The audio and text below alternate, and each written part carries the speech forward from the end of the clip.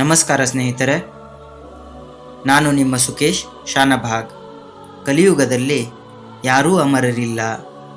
ಹುಟ್ಟಿದ ಮೇಲೆ ಪ್ರತಿಯೊಬ್ಬರೂ ಸಹ ಒಂದಲ್ಲ ಒಂದು ದಿನ ಸಾಯಲೇಬೇಕು ಅನ್ನುವಂತಹ ಮಾತಿದೆ.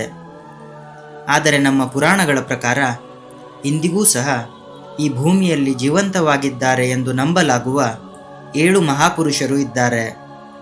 ಅವರನ್ನು ಚಿರಂಜೀವಿಗಳು ಅಂತ ಕರೀತಾರೆ. ಈ 7 ಚಿರಂಜೀವಿಗಳು ಯಾರು ಮತ್ತು ಅವರಿಗೆ ಅಮರತ್ವ ಯಾಕೆ ದೊರೆಯಿತು ಅಂತ ನೋಡೋಣ ಬನ್ನಿ.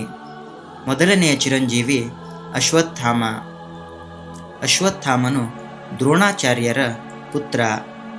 ಮಹಾಭಾರತ ಯುದ್ಧದ ನಂತರ ಅಶ್ವತ್ಥಾಮ ಪಾಂಡವರ ಮಕ್ಕಳನ್ನು ನಿದ್ರೆಯಲ್ಲಿ ಕೊಂದಂತಹ ಮಹಾಪಾಪ ಮಾಡಿದ್ದಾನೆ. ಈ ಕ್ರೂರವಾದ ಕೃತ್ಯದಿಂದ ಕೋಪಗೊಂಡ ಶ್ರೀಕೃಷ್ಣ ಅಶ್ವತ್ಥಾಮನಿಗೆ ಶಾಪವನ್ನು ಕೊಡ್ತಾರೆ. ನೀನು ಅನಂತ ಕಾಲ ಭೂಮಿಯಲ್ಲಿ ತಿರುಗಾಡುತ್ತಾ ನೋವು, ಅಪಮಾನ, ರೋಗ ಮತ್ತು ಏಕಾಂತವನ್ನು ಅನುಭವಿಸಬೇಕು.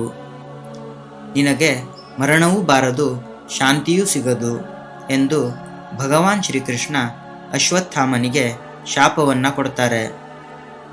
ಅದೇ ಕಾರಣಕ್ಕೆ ಅಶ್ವತ್ಥಾಮ ಕಲಿಯುಗದಲ್ಲೂ ಸಹ ಜೀವಂತವಾಗಿದ್ದಾನೆ. ಎರಡನೆಯ ಚಿರಂಜೀವಿ ಮಹಾಬಲಿ.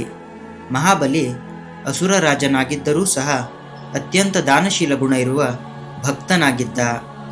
ವಾಮನ ಅವತಾರ ಬಂದಾಗ ತನ್ನ ದೇಹವನ್ನೂ ಸೇರಿ ತನ್ನ ಸರ್ವಸ್ವವನ್ನೇ ದಾನ ಮಾಡಿದವನು.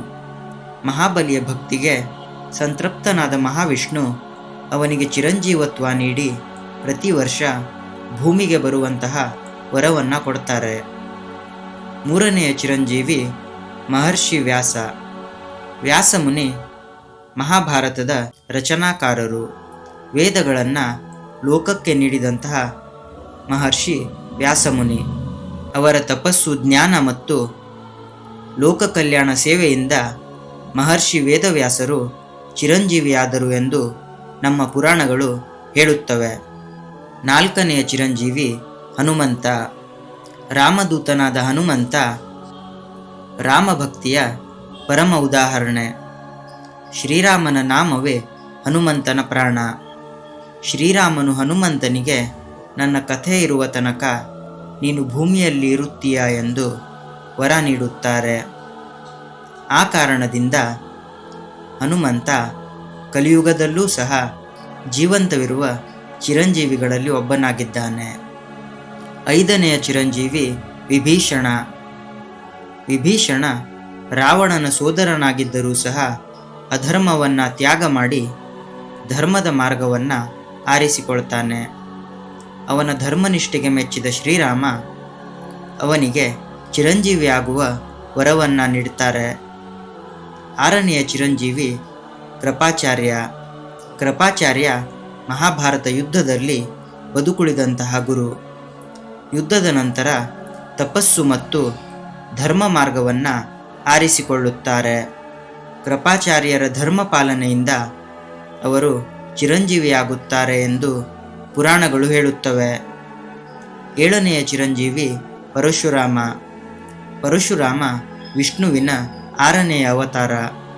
ಅನ್ಯಾಯದ ವಿರುದ್ಧ ಶಸ್ತ್ರ ಹಿಡಿದ ಮಹಾವೀರ. ಕಲ್ಕಿ ಅವತಾರಕ್ಕೆ ಗುರುವಾಗಲು ಇಂದಿಗೂ ಸಹ ತಪಸ್ಸಿನಲ್ಲಿ ಜೀವಂತವಾಗಿದ್ದಾರೆ ಎನ್ನುವ ನಂಬಿಕೆ ಇದೆ. ಈ 7 ಚಿರಂಜೀವಿಗಳು ನಮಗೆ ಕಲಿಸುವ ಪಾಠ ಏನು ಗೊತ್ತಾ ಸ್ನೇಹಿತರೆ? ಶಾಪವಾಗಲಿ, ವರವಾಗಲಿ, ಭಕ್ತಿಯಾಗಲಿ ಅಥವಾ ತಪಸ್ಸೇ ಆಗಿರಲಿ, ಚಿರಂಜೀವತ್ವದ ಮೂಲವಾದ ಕಾರಣ ಕರ್ಮ. ಇದೇ ರೀತಿಯ ಮತ್ತಷ್ಟು ಆಧ್ಯಾತ್ಮಿಕ ವಿಡಿಯೋಗಳನ್ನು ನೋಡೋದಕ್ಕೆ ದಯವಿಟ್ಟು ನಮ್ಮ ಚಾನೆಲನ್ನು ಸಬ್ಸ್ಕ್ರೈಬ್ ಮಾಡಿ. ಮತ್ತೊಂದು ಹೊಸ ವಿಡಿಯೋದ ಮೂಲಕ ಸಿಗೋಣ. ಅಲ್ಲಿವರೆಗೂ ಟೇಕ್ ಕೇರ್. ಧನ್ಯವಾದಗಳು ಸ್ನೇಹಿತರೆ.